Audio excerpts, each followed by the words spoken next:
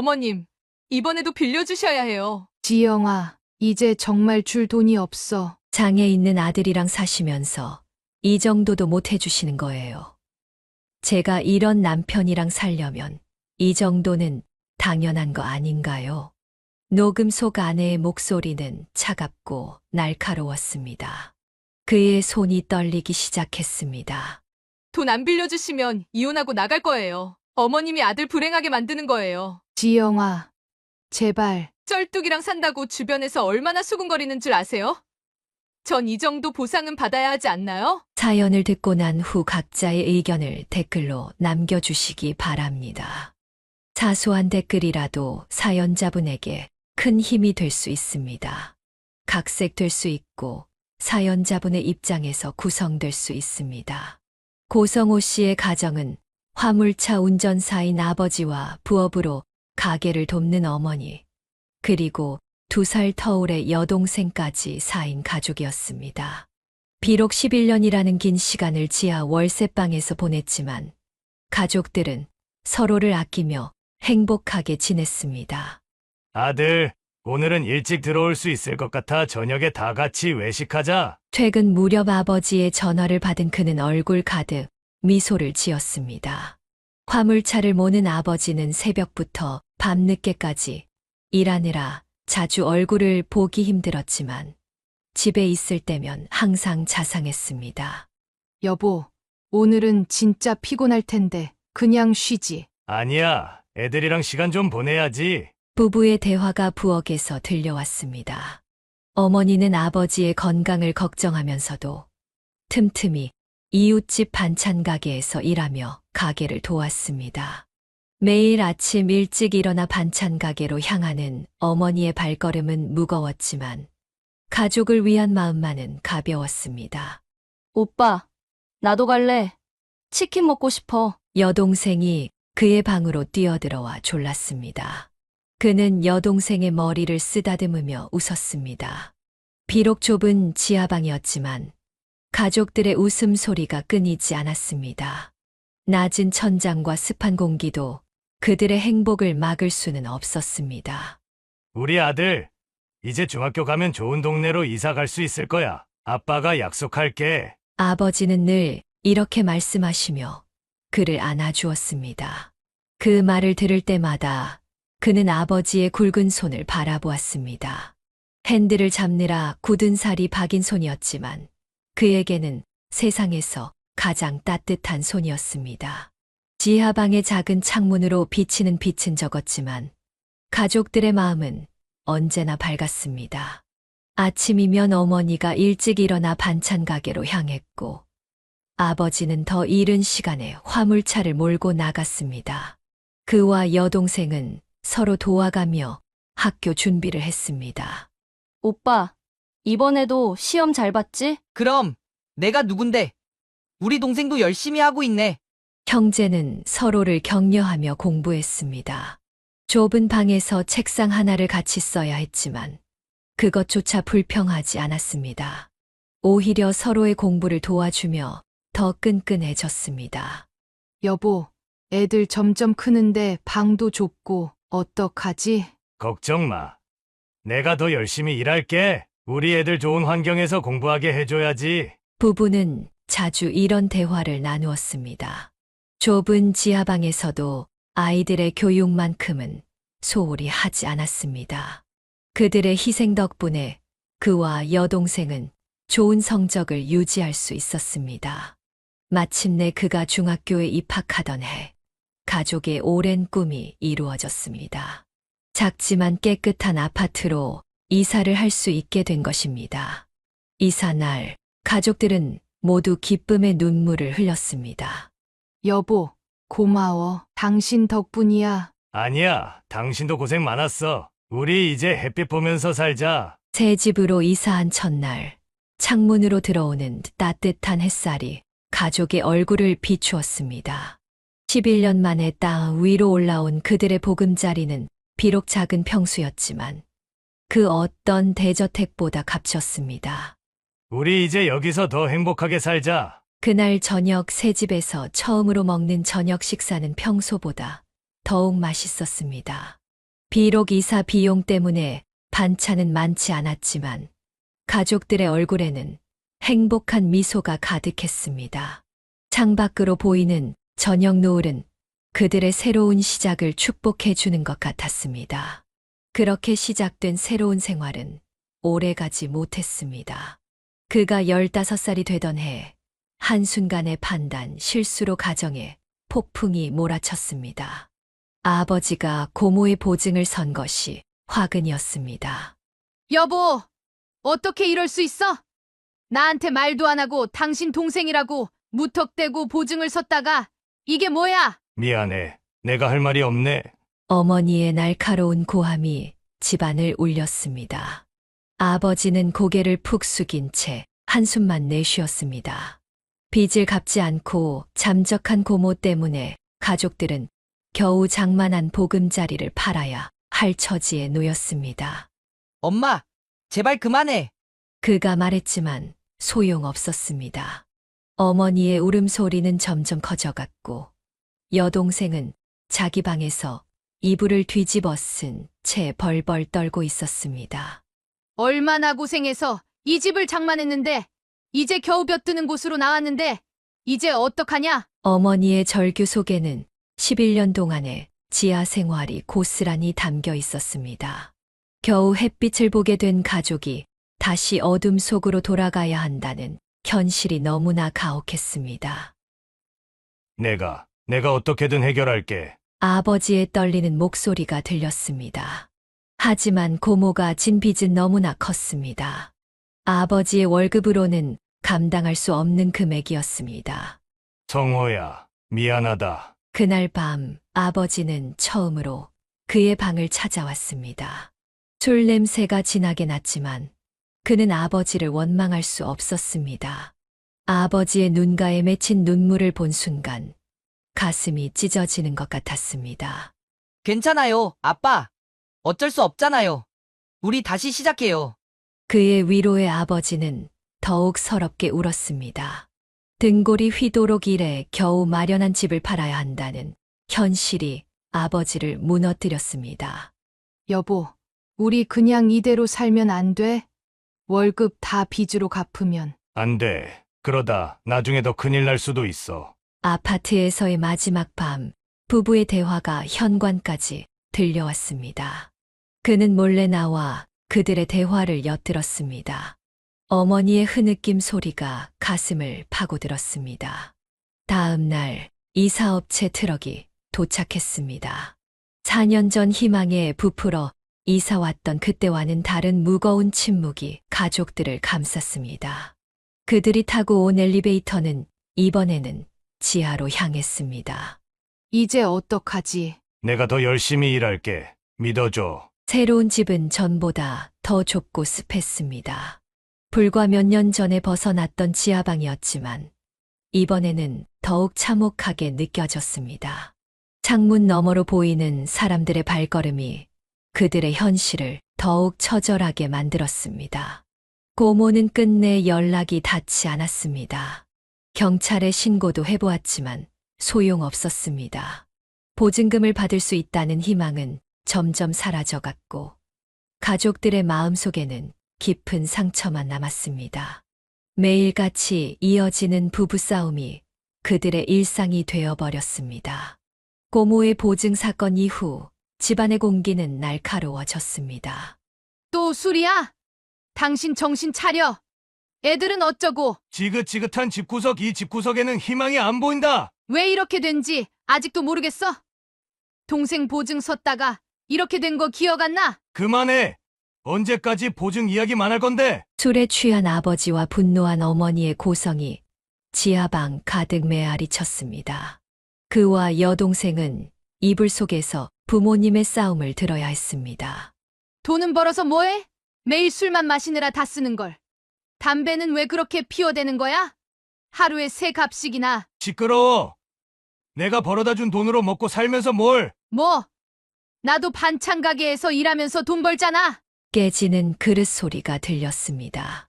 아버지가 술에 취해 식탁을 엎은 것이었습니다. 엄마, 나 무서워. 여동생이 그의 방으로 들어와 그의 팔을 붙잡았습니다. 그는 동생을 꼭 안아주었지만 자신도 덜덜 떨고 있었습니다. 당신 이럴 거면 차라리 나가. 집 나가. 애들은 생각 안 해. 어차피 이런 지하방 더 이상 미련도 없어. 매일 밤 반복되는 싸움에 아버지는 점점 더 술을 마셨고 담배 연기는 좁은 지하방을 가득 채웠습니다. 하루 3갑의 담배가 순식간에 재가 되어 재떨이를 채웠습니다. 여보, 제발 이러지 마. 놔. 내가 진짜 오늘 나가버린다. 그리고 마침내 그날이 왔습니다. 아버지는 평소보다 더 큰 싸움을 하고 문을 박차고 나갔습니다. 처음에는 늘 그렇듯 술 한잔하고 들어올 거라 생각했습니다. 엄마, 아빠, 언제 와? 곧 오실 거야. 하지만 아버지는 돌아오지 않았습니다. 하루가 지나고 이틀이 지나도 소식이 없었습니다. 어머니는 결국 경찰서에 실종 신고를 했습니다. 어머니는 매일 밤 흐느끼며 자책했습니다. 그는 어머니를 안아주고 싶었지만 차마 다가가지 못했습니다. 경찰은 아버지의 휴대폰 위치 추적도 해보고 CCTV도 확인했지만 소용없었습니다. 아버지의 행방은 오리무중이었습니다. 엄마, 밥 좀 먹어. 어머니는 식음을 전폐한 채 창밖만 바라보았습니다. 매일 밤 현관문 소리만 들려도 벌떡 일어나 달려나갔지만 그것은 늘 허상이었습니다. 아버지의 빈자리는 생각보다 컸습니다. 늘 술에 취해 있고 담배 연기를 뿜어대던 모습이 미웠던 적도 있었지만 이제는 그 모습이라도 보고 싶어졌습니다. 아빠, 어디 계세요? 그도 몰래 아버지의 방에 들어가 옷장을 열어보곤 했습니다. 아버지의 작업복에서는 여전히 담배의 냄새가 났습니다. 그 냄새를 맡으며 그는 눈물을 흘렸습니다. 2달이 흐른 어느 비 오는 밤, 현관문 밖에서 발소리가 들렸습니다. 처음에는 또 다른 이웃의 발걸음인가 했지만 이내 익숙한 기침 소리가 들려왔습니다. 여보 나야. 현관문이 열리고 아버지가 들어섰습니다. 몰라보게 말라 있었지만 술 냄새는 나지 않았습니다. 대신 시멘트 냄새와 흙먼지가 묻어 있었습니다. 당신, 정말 당신 맞아? 미안해. 홧김에 집 나가버렸어. 부부는 서로를 바라보며 한동안 말을 잇지 못했습니다. 어머니는 떨리는 손으로 아버지의 얼굴을 만져보았습니다. 어디서 뭐 하고 있었어? 알잖아. 내가 얼마나 걱정했는지. 건설 현장에서 일했어. 돈도 좀 벌었고. 아버지는 젖은 작업복 안주머니에서 봉투를 꺼냈습니다. 2달 동안 모은 월급이었습니다. 돈이 문제가 아니잖아. 당신 얼굴 한번 보고 싶어서. 어머니의 눈에서 눈물이 흘러내렸습니다.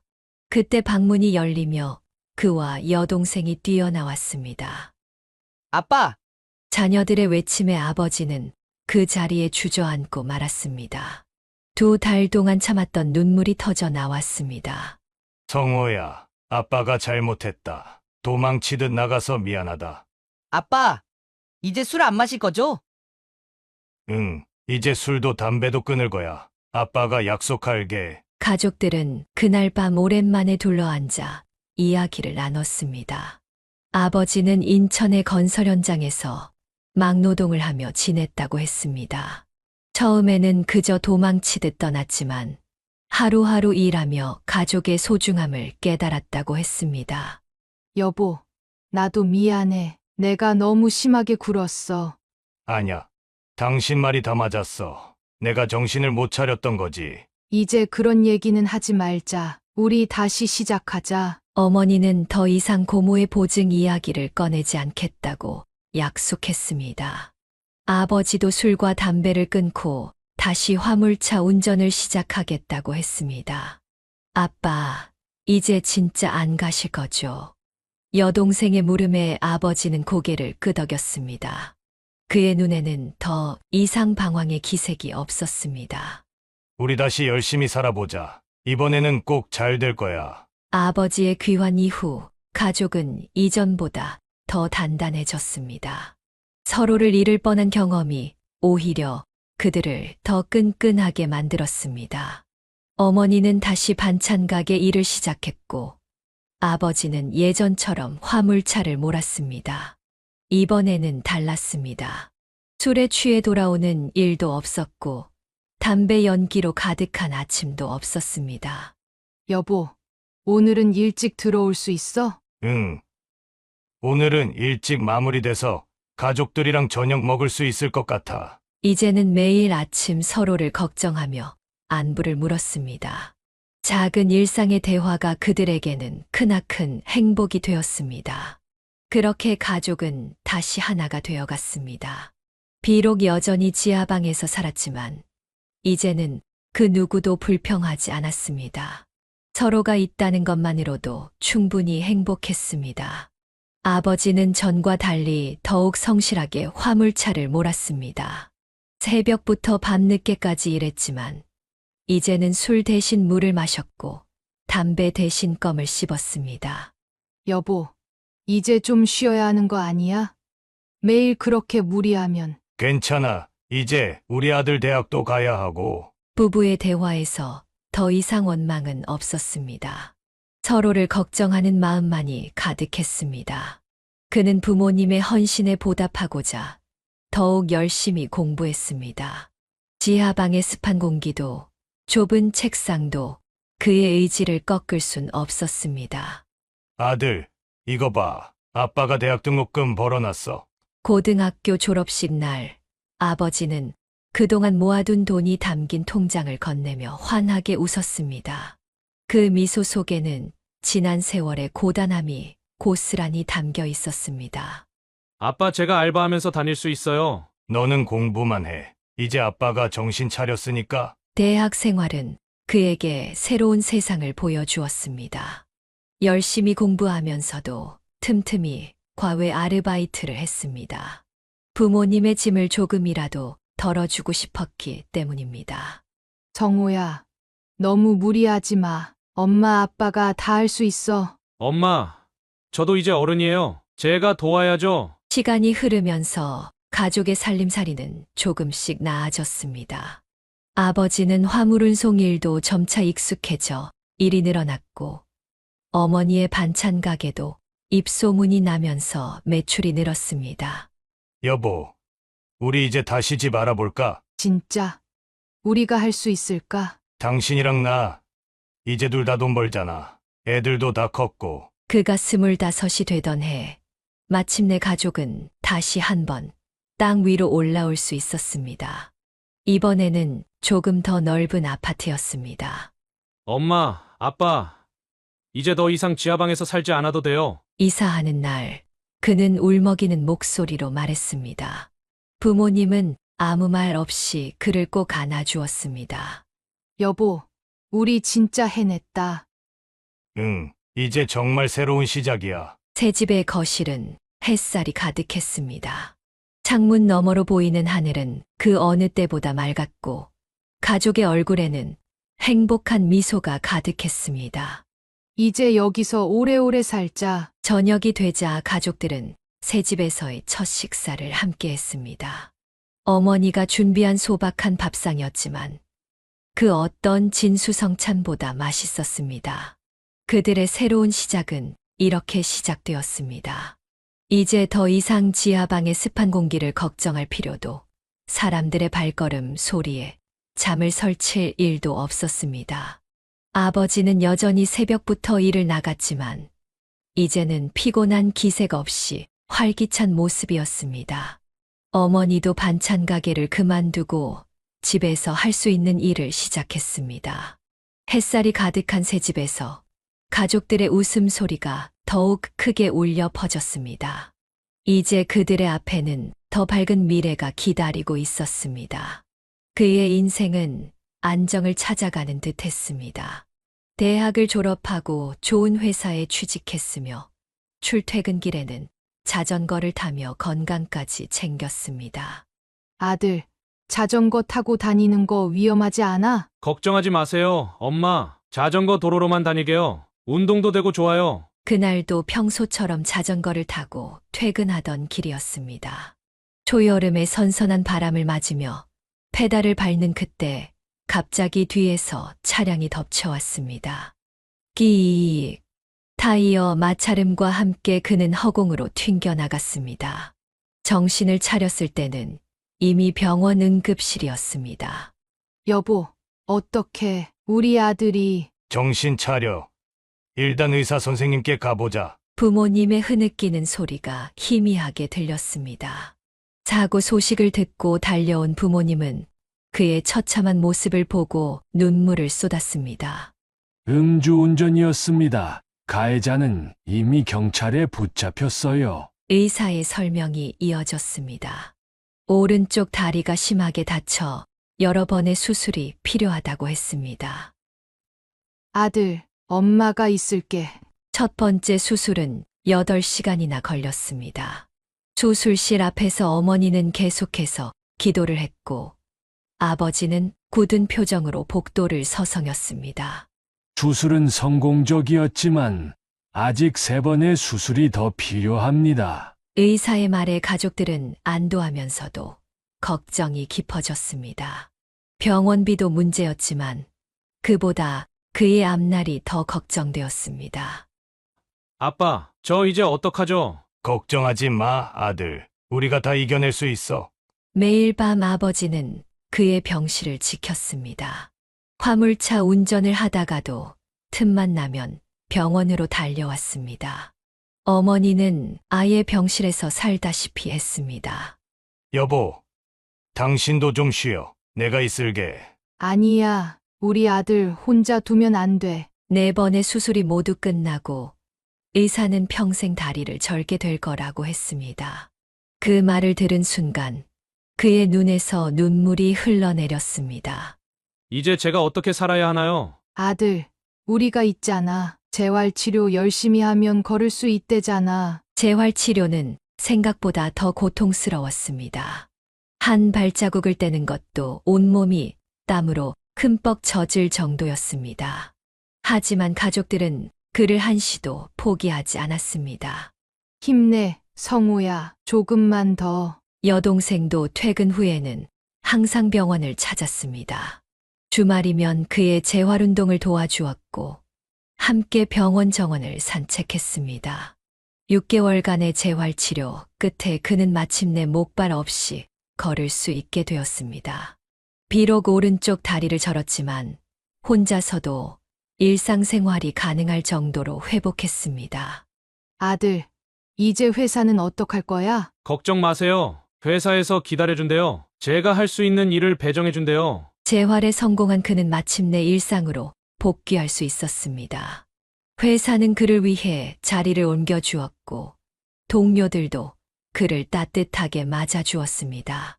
비록 평생 절뚝거리며 걸어야 했지만 그는 다시 한번 삶의 의미를 찾았습니다. 가족들의 헌신적인 사랑이 그를 다시 일으켜 세운 것입니다.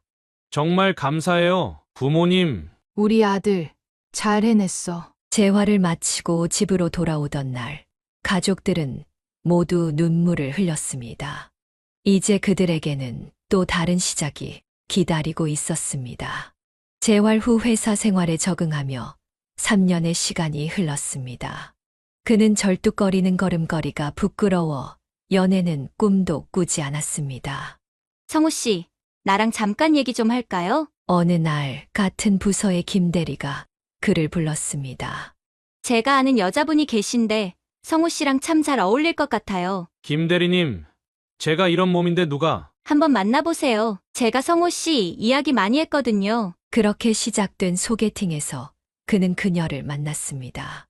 안녕하세요. 저는 민지영이라고 합니다. 처음 본 순간부터 그녀의 눈빛은 따뜻했습니다. 그의 불편한 걸음걸이를 자연스럽게 받아들이는 모습에 그는 마음이 편안해졌습니다. 다리가 불편하시다고 들었어요. 많이 힘드셨겠어요. 아, 네. 그래서 좀 걱정이. 왜요? 저는 사람의 마음을 보는데요. 그녀의 한마디에 그의 마음속 두려움이 조금씩 녹아내렸습니다. 여보, 우리 아들 소개팅녀가 어땠대? 글쎄 아직 말은 없는데 표정이 좋아 보여. 부모님은 그의 달라진 모습을 금방 알아챘습니다.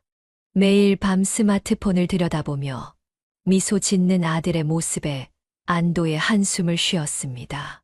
오빠, 우리 이번 주말에 한강 가요. 나는 걷는 게 좀 그런데 천천히 가면 되죠. 저는 오빠랑 시간 보내는 게 좋아요. 그녀는 늘 그의 페이스에 맞춰주었습니다. 절뚝거리는 걸음에도 불평 한마디 없이 오히려 그의 팔짱을 끼며 다정하게 걸어주었습니다. 지영 씨, 나 같은 사람이어도 괜찮아? 오빠가 어떤 사람인데요? 성실하고, 가족을 사랑하고, 자신의 상황에서도 최선을 다하는 사람이잖아요. 2년간의 연애 동안 그녀는 그의 모든 것을 있는 그대로 받아들여 주었습니다. 병원 재활치료에도 함께 가주었고 힘들 때면 든든한 버팀목이 되어 주었습니다. 엄마, 이번에는 진짜인 것 같아요. 그래, 엄마도 지영이가 참 마음에 들어. 마침내 그들은 결혼을 결심했습니다. 그녀의 부모님도 그의 성실함과 따뜻한 마음을 알아봐 주었습니다. 고서방, 우리 딸 잘 부탁하네. 장인어른의 말씀에 그는 고개를 깊이 숙였습니다. 평생 그녀를 행복하게 해주겠다는 다짐이 가슴 깊이 새겨졌습니다. 작은 예식장에서 올린 결혼식. 그녀는 그의 팔을 잡고 절뚝거리는 걸음으로 걸어가는 것을 자랑스러워했습니다. 그녀의 말에 하객들은 따뜻한 미소를 지었습니다. 불편한 다리도 그들의 사랑 앞에서는 더 이상 장애물이 되지 않았습니다. 지영아, 고마워. 뭐려, 이제 시작인 거려. 새로운 출발을 알리는 결혼식이 끝나고 그들은 행복한 미래를 꿈꾸며 새로운 보금자리로 향했습니다. 이제 그의 불완전한 걸음에는 그녀의 발걸음이 함께했습니다. 결혼 후 그들의 일상은 작은 행복으로 가득했습니다. 특히 아내는 시부모님을 친부모님처럼 정성껏 모셨습니다. 어머님, 이거 동네 시장에서 제가 직접 고른 고등어예요. 아버님이 좋아하시잖아요. 아이고, 우리 며느리 너무 고마워. 주말이면 시부모님 댁을 찾아가 함께 식사를 했습니다. 아내는 장보기부터 음식 준비까지 모든 것을 앞장서서 했습니다. 아버님, 오늘은 제가 막걸리 한 병 준비했어요. 오, 우리 며느리가 아버지 취향을 다 안다. 특히 아버지와 아내는 막걸리를 함께 마시며 더욱 가까워졌습니다. 아버지는 평소 말씀이 없으신 편이었지만 며느리와 막걸리를 마실 때만큼은 수다쟁이가 되었습니다. 아버님, 처음 성우 오빠 만났을 때 이야기 다시 한번 해주세요. 그래, 우리 아들이 널 만나서 정말 복 받았어. 어머니는 부엌에서 그들의 대화를 들으며 미소 지었습니다. 아들의 장애를 전혀 개의치 않고 받아들여준 며느리가 늘 고마웠습니다. 여보, 나같이 이런 사람한테 시집 와서 힘들지 않아? 또 그런 소리예요. 오빠가 있어서 난 매일매일이 행복해요. 그녀는 늘 그의 불편한 다리를 자연스럽게 도와주었고 그의 자존심을 지켜주었습니다. 여보, 나 회사 다니면서 운전하기가 좀 힘들어서. 알아요. 내가 운전면허 따서 오빠 출퇴근 도와줄게요. 아내는 말과 행동이 늘 일치했습니다. 약속한 대로 운전면허를 따고 그의 출퇴근을 도와주었습니다. 그리고 결혼 2년 차 가장 큰 행복이 찾아왔습니다. 아내의 뱃속에서 새 생명이 자라고 있다는 소식이었습니다. 여보, 우리 부모님 될 거래요. 정말이야? 임신 소식에 온 가족이 기뻐했습니다. 특히 예비 할아버지가 되는 아버지의 얼굴에는 젊은 시절의 활기가 돌아왔습니다. 아이고, 우리 며느리 입덧하면 어쩌나. 어머니는 매일같이 며느리를 위한 음식을 준비해 보내주셨습니다. 입덧이 심한 며느리를 위해 직접 산후조리까지 준비하셨습니다. 어머님, 제가 알아서 할 수 있어요. 아이고, 너는 그냥 몸 조심하기나 해. 10달이 지나고 건강한 아들이 태어났습니다. 아기의 첫 울음소리가 울려 퍼질 때 대기실의 가족들은 모두 눈물을 흘렸습니다. 여보, 고마워. 정말 고마워. 아기의 첫 웃음, 첫 걸음마, 모든 순간이 그들에게는 특별한 선물이었습니다. 부모님은 손주를 위해 출산 축하금으로 100만 원을 건네주셨습니다. 아들, 이건 너희 애기 첫 옷 사는데 써라. 아버님, 어머님 감사합니다. 그들의 행복한 결혼 생활은 날이 갈수록 더욱 단단해졌습니다. 아내는 남편의 불편한 다리를 위해 항상 먼저 배려했고, 그는 아내의 사랑에 더 큰 사랑으로 보답했습니다. 우리 가족이 세상에서 제일 행복한 것 같아요. 저녁이면 아기의 웃음소리가 집안에 가득했고, 주말이면 온 가족이 모여 도란도란 이야기꽃을 피웠습니다. 그들의 일상은 작지만 확실한 행복으로 가득 찼습니다. 평온했던 일상은 한 통의 전화로 무너졌습니다. 한밤중에 걸려온 경찰서의 연락이었습니다. 여보세요? 고성호 씨 되시나요? 네, 그런데요. 죄송하지만 아버님께서 교통사고를 당하셨습니다. 그 순간 그의 손에서 전화기가 떨어질 뻔했습니다. 아내가 놀라서 그의 옆으로 달려왔습니다. 여보, 무슨 일이에요? 아버지가 사고가 났대요. 병원에 도착했을 때는 이미 늦었습니다.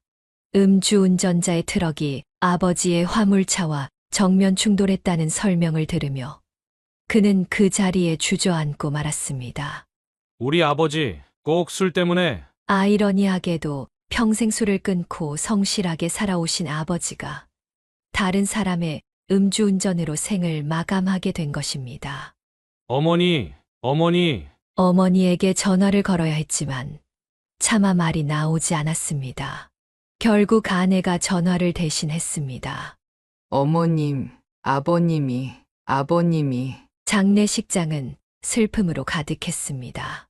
어머니는 아버지의 영정 앞에서 눈물도 나오지 않는다며 멍하니 앉아 있었습니다. 여보, 이제 어떻게 당신 없이 난. 평소 감정 표현이 없으시던 어머니는 처음으로 오열을 터뜨렸습니다.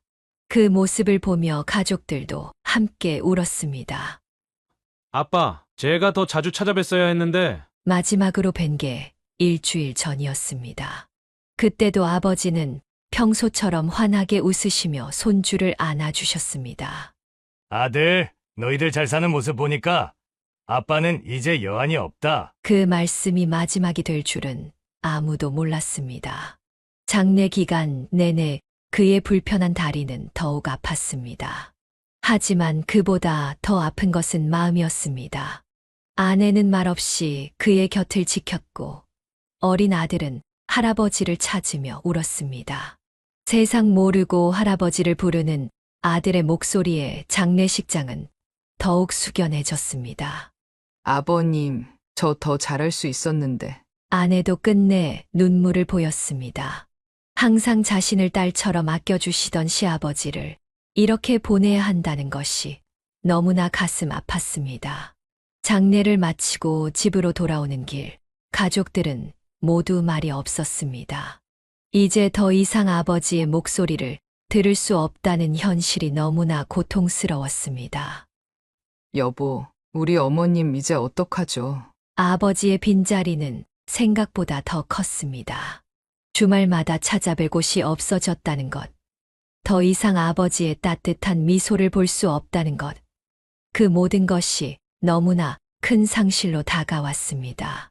장례를 치르고 한 달이 지났지만 가족들의 슬픔은 쉽게 가시지 않았습니다. 특히 어머니의 건강이 급격히 나빠지기 시작했습니다. 남편을 잃은 슬픔이 너무나 커 잠도 잘 못 이루고 식사도 제대로 하지 못하셨습니다. 엄마, 이제 우리가 있잖아요. 그렇게 그들의 삶은 크게 변했습니다. 아버지의 부재는 단순히 한 사람의 죽음 이상의 의미였습니다. 그것은 가족의 큰 축이 무너진 것과도 같았습니다. 아버지의 장례를 치른 후 어머니의 건강은 급격히 나빠졌습니다. 불면증에 시달리고 식사도 제대로 하지 못하시는 모습을 보며 그는 결단을 내려야 했습니다. 여보, 어머님 우리가 모시고 사는 게 좋을 것 같은데 어때? 그게 좋을 것 같네. 어머님 혼자 계시다가 큰일 날 것 같아서 걱정이야. 아내는 흔쾌히 동의했습니다. 비록 신혼의 달콤한 둘만의 시간을 포기해야 했지만 어머니의 건강이 더 중요했습니다.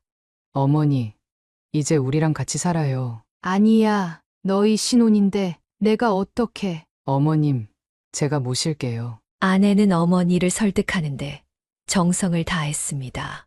결국 어머니는 그들과 함께 살기로 했습니다. 여보, 모처럼 주말이니까 오늘은 내가 음식할게요. 어머님은 손주랑 놀아주세요. 아내는 어머니를 친어머니처럼 정성껏 모셨습니다. 아침마다 어머니의 약을 챙기고 식사도 꼼꼼히 준비했습니다.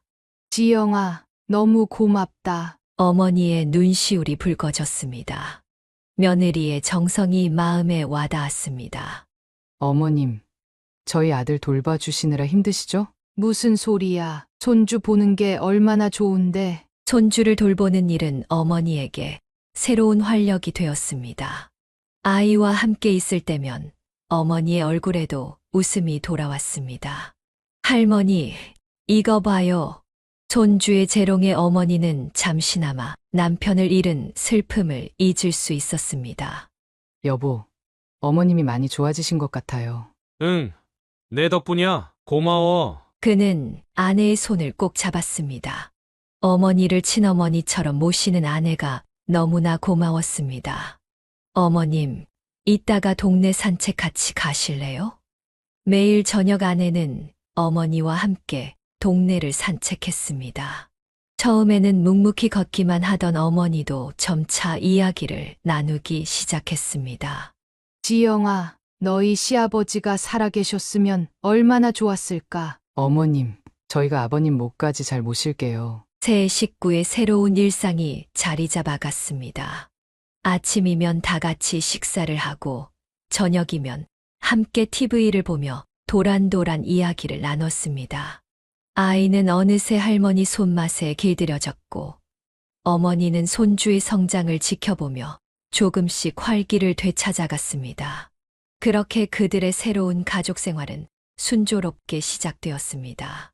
비록 아버지의 빈자리는 크게 느껴졌지만 서로를 의지하며 그 상처를 조금씩 치유해 나갔습니다. 어머님, 우리 이제 한 가족이에요. 힘들 때마다 저한테 기대세요. 아내의 진심 어린 말에 어머니는 눈물을 흘리며 고개를 끄덕였습니다. 그렇게 세 사람의 새로운 일상은 조금씩 안정을 찾아갔습니다. 그러던 중 평화로웠던 일상에 균열이 생기기 시작한 것은 어느 봄날이었습니다. 이날도 여느 때처럼 가족들은 저녁 식사를 함께 하고 있었습니다. 어머님 잠깐 저랑 얘기 좀 나누시죠. 식사가 끝난 후 아내는 어머니를 조심스럽게 방으로 불렀습니다. 평소와 다른 긴장된 목소리였습니다. 어머님, 제가 드릴 말씀이 있어요. 왜 그러니? 무슨 일 있어? 친정에서 급하게 돈이 필요하다고 하시네요. 동생 수술비 때문에 2천만 원만 빌려주시면 안 될까요? 아내는 눈물을 글썽이며 말을 이었습니다. 어머니는 망설임 없이 통장을 꺼냈습니다. 아버지의 보험금으로 받은 2천만 원을 선뜻 내어주었습니다. 울지 마라. 가족인데 뭘 얼마든지 도와줄게. 하지만 그것은 시작에 불과했습니다. 한 달 뒤 아내는 다시 어머니를 찾아왔습니다. 이번에는 더 절박한 표정이었습니다. 어머님, 동생 수술이 생각보다 더 큰 거였나 봐요. 3천만 원만 더 제발 도와주세요. 매번 친정의 어려움을 호소하는 아내의 말에 어머니는 한숨을 쉬면서도 돈을 건네주었습니다. 그는 이 사실을 전혀 알지 못했습니다. 여보, 요새 친정에 자주 가네? 동생이 아파서 걱정이 돼서. 아내의 대답은 늘 짧아졌고 어머니와의 대화도 피하기 시작했습니다. 예전처럼 함께 산책을 가자는 말도 하지 않았습니다. 손주를 돌보는 것도 점점 소홀해졌습니다. 지영아, 이번에는 얼마나 필요하니? 어머님, 5천만 원만 더. 이번이 정말 마지막이에요. 제가 꼭 갚을게요. 하지만 마지막이란 말은 거짓이었습니다. 한 달 뒤 또 다시 6천만 원을 요구했습니다. 어머니의 통장 잔고는 바닥을 보이기 시작했습니다. 이러다가 성우한테 들키면 어쩌지? 어머님, 절대 말씀하지 마세요. 곧 다 갚을게요. 아들 걱정하게 하고 싶지 않잖아요. 아내의 행동은 점점 더 이상해졌습니다. 밤늦게 수상한 전화를 받고 갑자기 집을 나가기도 했습니다. 전화기를 꼭 손에 쥐고 다니며 누군가와 은밀한 대화를 나누는 모습이 자주 목격되었습니다. 할머니, 엄마는 어디 갔어요? 손주의 순진한 질문에 어머니는 마음이 아팠습니다. 며느리의 잦은 외출로 아이는 점점 외로워했습니다. 결국 1년도 채 되지 않아 아내가 빌린 돈은 1억 6천만 원에 달했습니다. 어머니의 전 재산이었습니다. 아버지가 평생을 일해 모은 돈과 보험금이 모두 사라졌습니다. 이제 정말 줄 돈이 없다. 이걸 어떡하니? 어머님, 조금만 더 기다려주세요. 제가 꼭 갚을게요. 아내의 눈빛은 이전과 완전히 달라져 있었습니다. 차갑고 날카로워졌으며 때로는 광기마저 느껴졌습니다. 더 이상 예전의 다정한 며느리가 아니었습니다. 어머니는 밤마다 잠을 이루지 못했습니다. 아들에게 말하지 못하는 비밀이 가슴을 짓눌렀습니다. 매일 밤 남편의 영정 앞에서 흐느꼈습니다. 여보, 내가 잘못한 걸까요? 당신이 모아둔 돈을 이렇게. 식구들이 잠든 깊은 밤, 어머니는 홀로 울며 괴로워했습니다. 며느리의 달라진 모습에 두려움마저 들기 시작했습니다. 그렇게 돈의 유혹은 행복했던 가정을 서서히 갉아먹기 시작했습니다. 아무도 모르게, 하지만 확실하게 균열은 깊어져 갔습니다. 어머니의 한숨 소리는 날이 갈수록 깊어졌고, 아내의 눈빛은 점점 더 날카로워져만 갔습니다. 어느 날 아침, 평소와 다름없이 출근 준비를 하고 있던 그때였습니다. 어머니, 괜찮으세요? 식탁에서 갑자기 어머니가 쓰러지셨습니다. 평소 기력이 없어 보이시더니 결국 쓰러지고 만 것입니다. 그는 황급히 구급차를 불렀습니다.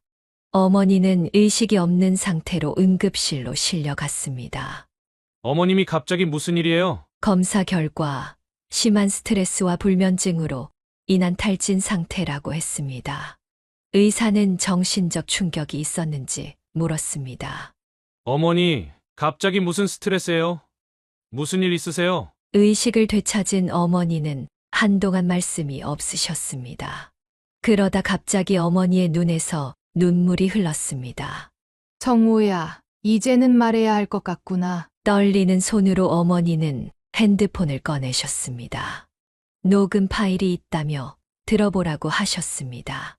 어머님, 이번에도 빌려주셔야 해요. 지영아, 이제 정말 줄 돈이 없어. 장애 있는 아들이랑 사시면서 이 정도도 못 해주시는 거예요. 제가 이런 남편이랑 살려면 이 정도는 당연한 거 아닌가요? 녹음 속 아내의 목소리는 차갑고 날카로웠습니다. 그의 손이 떨리기 시작했습니다. 돈 안 빌려주시면 이혼하고 나갈 거예요. 어머님이 아들 불행하게 만드는 거예요. 지영아, 제발. 쩔뚝이랑 산다고 주변에서 얼마나 수군거리는 줄 아세요? 전 이 정도 보상은 받아야 하지 않나요? 녹음 파일은 계속되었습니다. 아내의 협박과 강요, 어머니의 흐느낌이 번갈아 들렸습니다. 성우야, 미안하다. 엄마가. 어머니는 오열을 터뜨리셨습니다. 1년 동안 혼자 이 고통을 견뎌오신 것입니다. 돈 없는 장애인이랑 결혼해준 것만 해도 감사해야 해요. 어머님이 그 정도는 보상해 주셔야 하는 거 아닌가요? 또 다른 녹음 파일에서는 더 충격적인 내용이 흘러나왔습니다. 아내는 노골적으로 그의 장애를 언급하며 어머니를 압박했습니다. 당신, 어떻게 이럴 수가? 병실 밖에서 이 모든 것을 듣고 있던 아내는 창백한 얼굴로 서 있었습니다. 더 이상 숨길 수 없는 진실이 드러난 순간이었습니다. 여보. 난 나가. 그의 목소리는 떨렸지만 단호했습니다. 어머니를 괴롭히고 자신의 장애를 이용해 돈을 뜯어낸 아내를 더 이상 보고 싶지 않았습니다. 난 당신이 날 진심으로 사랑한다고 믿었어. 성우야, 이제 됐어. 어머니는 그의 손을 꼭 잡았습니다. 1년 동안 혼자 고통받으시느라 얼마나 힘드셨을지 생각만 해도 가슴이 찢어질 것 같았습니다. 엄마, 왜 이걸 혼자 참으셨어요? 내가 행복해 보여서 엄마가 다 망칠까봐. 그날 밤 병실에는 모자의 울음소리만이 가득했습니다. 신뢰했던 사람의 배신, 그것도 가장 약한 부분을 파고든 잔인한 배신 앞에서 그들은 한동안 말을 잇지 못했습니다. 어머니의 고백 이후 더 큰 충격이 그를 기다리고 있었습니다. 병실에서 쫓겨난 아내는 결국 모든 것을 실토했습니다. 다 다단계였어요. 뭐라고? 병원 복도에서 마주한 아내의 고백은 더욱 충격적이었습니다. 불법 금융 다단계에 빠져 어머니의 돈을 모두 투자했다는 것입니다. 처음엔 정말 친정 일 때문이었어요. 그런데 그때 동창을 만나서 아내는 떨리는 목소리로 이야기를 이어갔습니다. 고등학교 동창이 소개한 투자 프로그램은 처음에는 달콤한 수익을 약속했다고 합니다. 3개월 만에 원금의 3배를 벌 수 있다고 했어요. 어머님 돈도 바로 갚을 수 있을 것 같았는데. 그래서 우리 어머니 돈을 다 털어간 거야? 죄송해요. 제가 미쳤었나 봐요. 하지만 이것은 시작에 불과했습니다. 간호사가 급하게 그를 불렀습니다. 어머니가 화장실에 다녀오시다가 아내가 어머니의 가방을 뒤지는 것을 목격했다는 것입니다. 결국 아내는 마지막 비밀마저 털어놓았습니다. 다단계 조직에서 독촉이 심해지자 어머니의 남은 재산마저 노리고 있었던 것입니다. 정말 당신이 그런 사람이었어? 투자금을 더 넣지 않으면 기존 돈도 모두 잃는다고 했어요. 저도 너무 무서웠어요. 병실로 돌아온 그는 어머니의 손을 꼭 잡았습니다. 어머니는 이미 모든 것을 알고 계셨다는 듯이 말씀하셨습니다. 통장을 자꾸 찾더구나. 그래서 내가 녹음하기 시작한 거야. 어머니는 서랍 깊숙이 보관해둔 또 다른 증거물을 꺼내셨습니다. 거기에는 아내가 다단계 조직과 통화하는 내용이 고스란히 담겨 있었습니다. 어머님만 조금만 더 빌려주시면. 이제 그만해. 더 이상은 안 돼. 그럼 전 어떡하라고요? 저더러 장애인 남편이랑 평생 이렇게 살라고요? 녹음 속 아내의 목소리는 히스테리컬했습니다.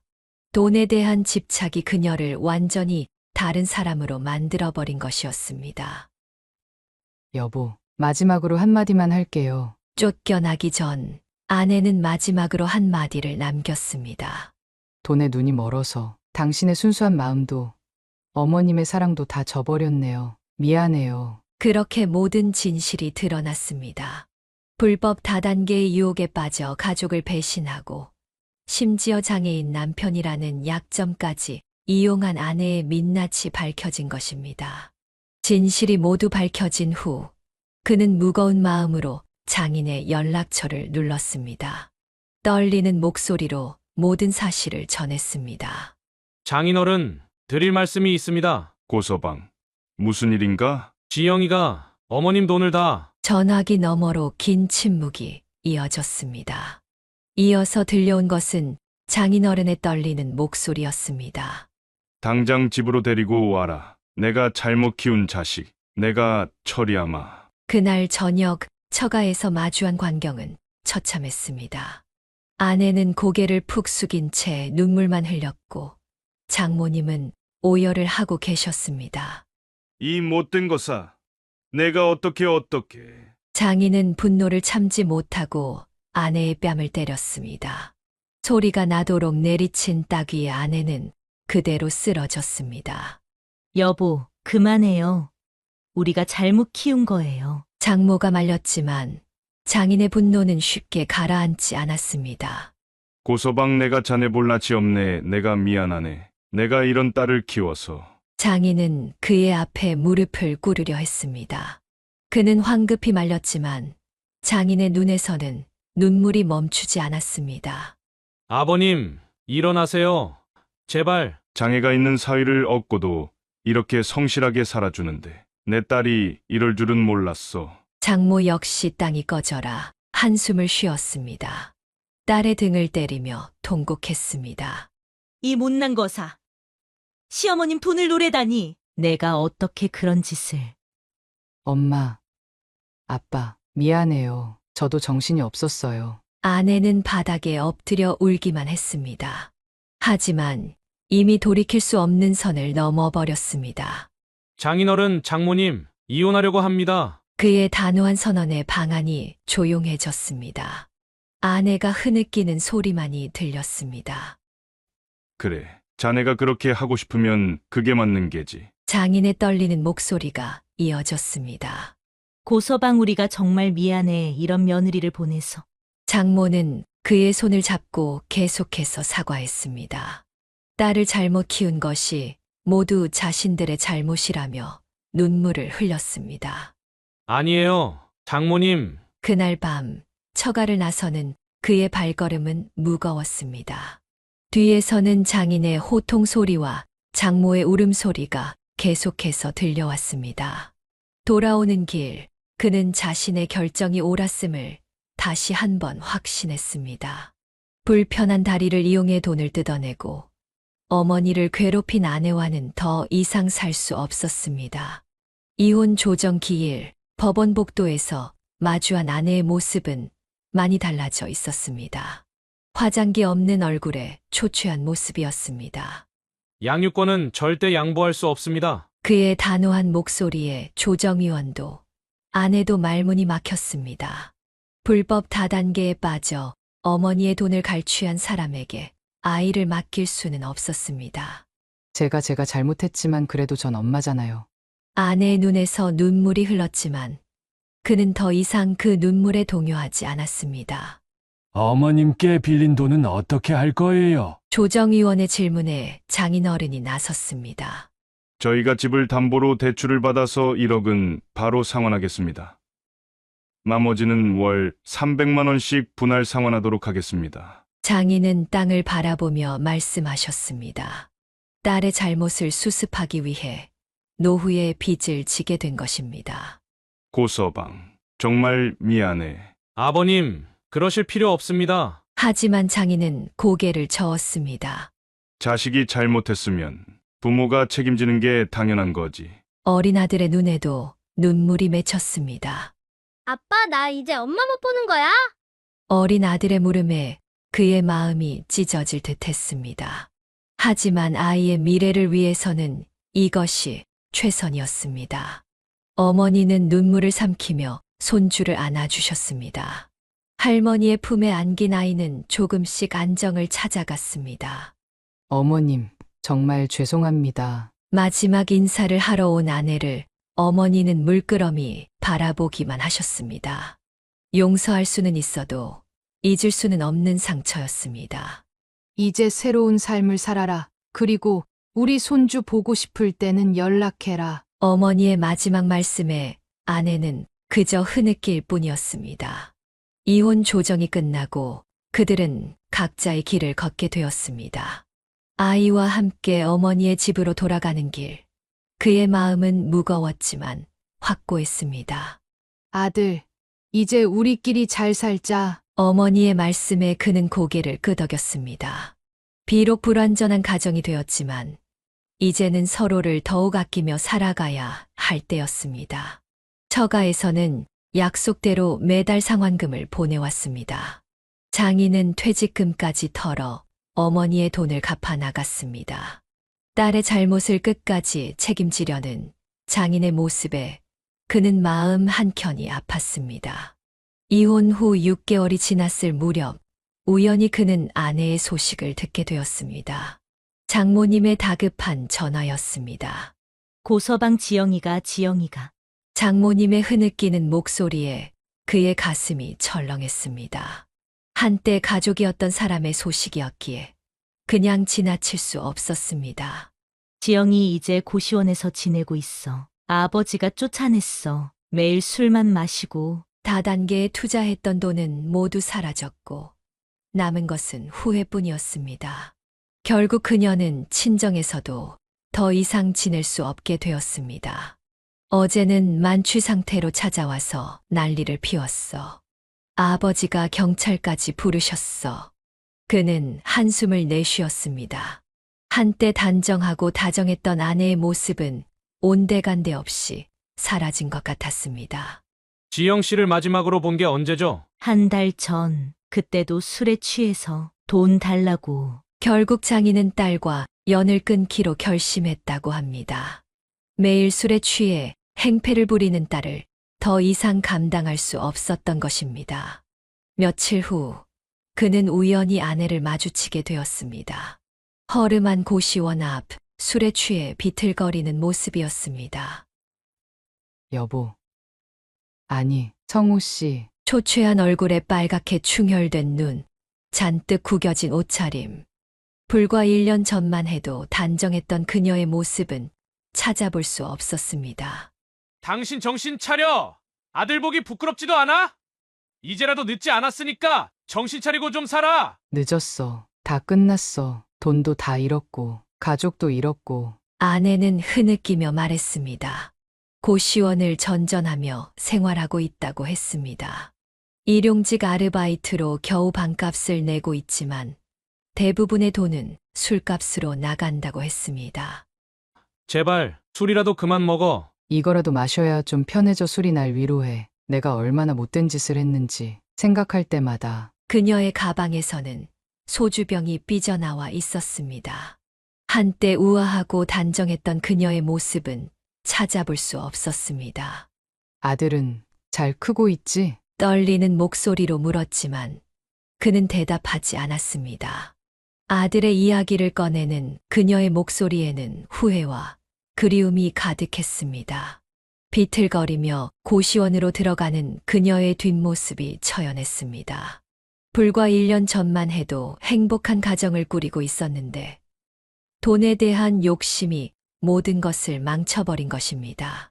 그녀는 계속해서 술의 늪에서 빠져나오지 못했습니다. 한때는 반찬 가게 앞에서 아르바이트를 하는 모습이 목격되기도 했지만 술 때문에 며칠 만에 잘렸다고 합니다. 성우야, 지영이가 또 술에 취해서. 장모님의 울먹이는 전화가 이어졌지만 그도 이제는 어쩔 수 없었습니다. 한때 사랑했던 사람이었지만 이제는 그저 타인일 뿐이었습니다. 돈을 위해 가족을 배신한 대가는 처참했습니다. 가족도 친정도 모든 것을 잃은 그녀에게 남은 것은 술병뿐이었습니다.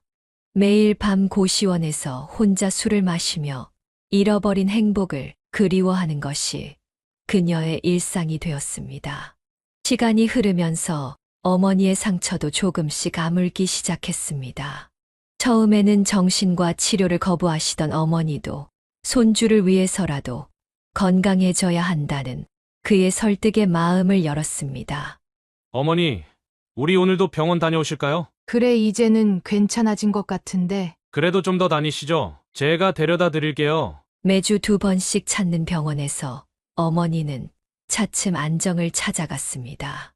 상담 선생님은 어머니의 트라우마가 생각보다 깊다며 꾸준한 치료가 필요하다고 했습니다.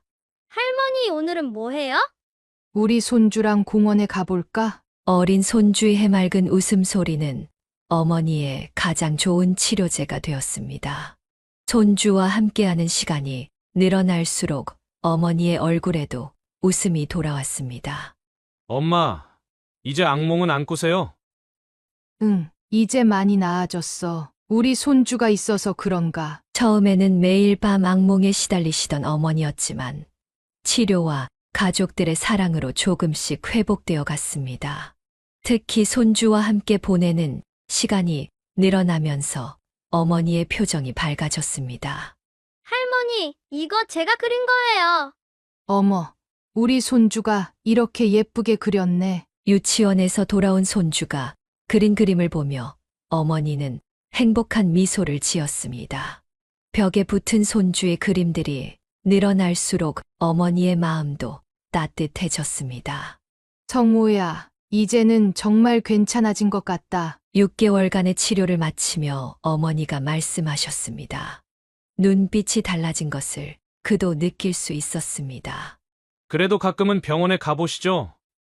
그래, 내 말이 맞다. 건강하게 오래 살아서 손주도 봐야지. 어머니는 이제 과거의 아픔을 이겨내고 현재의 행복에 집중하게 되었습니다.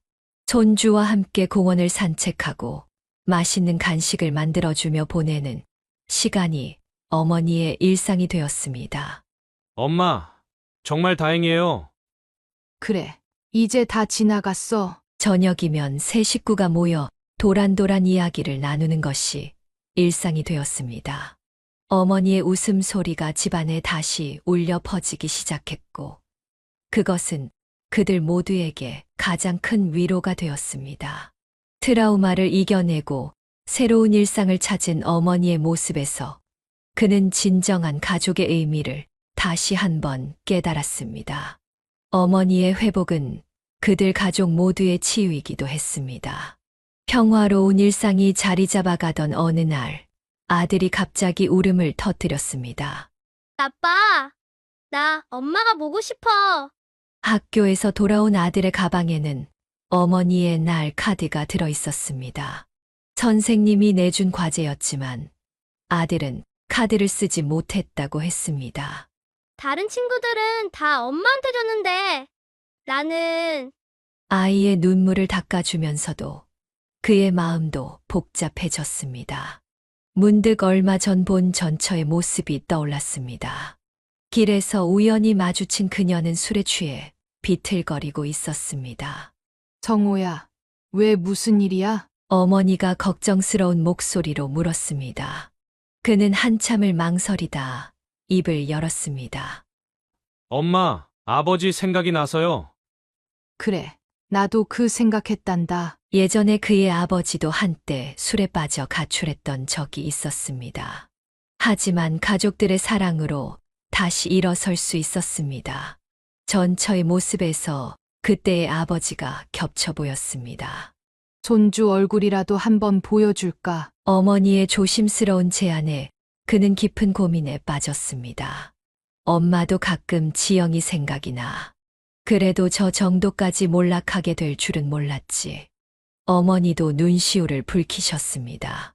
돈 때문에 모든 것을 잃어버린 며느리가 안타까웠습니다. 분명 잘못은 했지만 그 대가가 너무 크다고 생각했습니다. 성우야, 지영이 도와줘야 하나? 어머니의 말씀에 그도 깊은 생각에 잠겼습니다. 돈에 대한 집착이 가져온 비극이었지만 그 끝은 너무나 참혹했습니다. 여동생은 매주 말 가족들을 찾아왔습니다. 아이들과 함께 놀아주고 식사도 함께하며 그들만의 새로운 일상을 만들어갔습니다. 오빠 지영 언니가 많이 힘들어한대. 여동생의 말에 모두가 침묵했습니다. 전처의 소식을 들을 때마다 마음이 무거웠습니다. 하지만 상처는 너무 깊었고 그들이 할 수 있는 것은 많지 않았습니다. 단지 멀리서 그녀의 회복을 바랄 뿐이었습니다. 그렇게 그들은 새로운 시작을 했습니다. 완벽한 가족은 아니었지만 서로를 이해하고 보듬으며 앞으로 나아가기로 했습니다. 그리고 언젠가 전처가 술의 늪에서 빠져나와 새 삶을 시작하기를 마음 속으로 기도했습니다. 시간이 흘러 어느덧 2년이 지났습니다. 그러던 어느 날 장모님으로부터 한 통의 전화가 걸려왔습니다. 성우야, 지영이가 알코올 중독 치료를 받고 있어. 그 말을 들은 그는 잠시 말을 잇지 못했습니다. 오랜 시간 술의 늪에 빠져있던 그녀가 드디어 치료를 결심했다는 소식이었습니다. 정말입니까? 응, 이제는 정말 달라졌어. 매일 자책하면서 너희들 생각을 한대. 그로부터 몇 개월 후 그녀는 치료를 성공적으로 마쳤습니다. 작은 식당에서 일하며 조금씩 새 삶을 시작했습니다. 어머님, 정말 죄송했습니다. 퇴원 후 그녀가 제일 먼저 찾아간 곳은 시어머니의 집이었습니다. 깊이 절을 하며 용서를 빌었습니다. 이제 일어나라. 내가 정신 차렸으니 그걸로 됐다. 어머니는 더 이상 미워할 수 없었습니다. 진심으로 뉘우치고 변화하려 노력하는 며느리의 모습에 마음이 움직였습니다. 엄마! 아들은 오랜만에 본 엄마를 향해 달려갔습니다. 그녀는 아들을 꼭 안아주며 눈물을 흘렸습니다. 미안해. 엄마가 너무 미안해. 시간이 흐르면서 그들의 관계도 조금씩 회복되어 갔습니다. 한 달에 한 번 어머니 집에서 함께 식사를 하게 되었고 아들과도 정기적으로 만남을 가졌습니다. 여보, 아니, 성우 씨, 저 이제 정말 달라졌어요. 그녀의 눈빛은 전과 달랐습니다. 돈에 대한 집착 대신 진정한 반성과 새로운 희망이 담겨 있었습니다. 3년이 지난 어느 날, 그는 큰 결심을 했습니다. 지영 씨, 우리 다시 시작해볼까요? 재혼식은 소박했습니다. 양가 부모님들과 가까운 친지들만 모신 작은 예식이었습니다. 이제는 정말 행복하게 살자. 네, 2번 다시 실수하지 않을게요. 그렇게 그들은 새로운 출발을 했습니다. 이번에는 돈이나 욕심이 아닌 진정한 사랑과 이해를 바탕으로 한 가정을 꾸려나갔습니다. 어머니는 며느리의 진심 어린 봉양을 받으며 행복한 노후를 보내셨고 아들은 다시 엄마의 품을 찾았습니다. 상처였던 과거가 오히려 그들을 더 단단하게 만들어 주었습니다. 우리 참 많은 일이 있었지. 네, 하지만 이제는 진짜 가족이 된 것 같아요. 저녁 식탁에 둘러앉은 가족들의 얼굴에는 따뜻한 미소가 가득했습니다. 시련을 이겨내고 맞이한 진정한 행복이었습니다. 세월이 흘러 어느덧 10년이 지났습니다. 어머니의 일기장에는 그날의 기록이 남아 있었습니다. 오늘따라 지영이가 예쁘게 보인다. 처음엔 미워서 도저히 볼 수 없었던 며느리였는데 이제는 내 딸 같다. 돈 때문에 잠시 정신이 혼미해졌던 거지. 사람의 본심은 원래 착했던 아이인데. 어머니는 이제 과거의 일을 전혀 다른 시각으로 바라보게 되었습니다. 매일 아침 어머니의 건강을 체크하고 약을 챙기는 며느리의 모습에서 진심을 느낄 수 있었습니다. 어머님, 오늘은 제가 어머님 좋아하시는 북엇국 끓여드릴게요. 지영아, 이제 그만 미안해하렴. 다 지난 일이야. 며느리는 여전히 과거에 대한 죄책감이 있었지만 어머니는 오히려 그런 며느리가 더 안쓰러웠습니다. 사람이 살다 보면 실수도 하는 거야. 내가 그걸 깨닫고 바로 잡은 게 중요한 거지. 어머니의 생신날, 며느리는 특별한 선물을 준비했습니다. 10년 동안 매일 반성하고 감사했던 마음을 담은 편지였습니다. 어머님, 읽어보세요. 떨리는 손으로 편지를 건네는 며느리의 눈에는 눈물이 고여 있었습니다. 지영아, 이제 정말 그만하자. 너는 이미 충분히 숙죄했어. 어머니는 며느리를 꼭 안아주었습니다. 그동안 잠겨있던 마음의 문이 완전히 열리는 순간이었습니다. 이제 너는 내 진짜 딸이야. 다시는 과거 얘기 꺼내지 말고. 어머니의 눈에서도 눈물이 흘렀습니다. 그것은 용서의 눈물이자 새로운 시작을 알리는 눈물이었습니다. 그렇게 그들의 이야기는 끝이 났습니다. 돈 때문에 흔들렸던 가정이었지만 진정한 사랑과 용서로 더 단단해진 가족이 되었습니다. 어머니의 마음속에는 이제 며느리에 대한 미움도 서운함도 없었습니다. 오직 딸처럼 아끼는 마음만이 가득했습니다. 사람은 누구나 실수를 할 수 있어. 하지만 그 실수를 인정하고 바로잡을 줄 아는 것, 그게 진정한 용기야. 어머니의 일기장 마지막 페이지에는 그렇게 적혀 있었습니다. 사연을 듣고 댓글을 남겨주시기 바랍니다. 사소한 의견일지라도 사연자분에게는 큰 힘이 됩니다. 노골적인 악성 댓글은 사연자분에게 상처가 될 수 있으니 삼가주시기 바랍니다.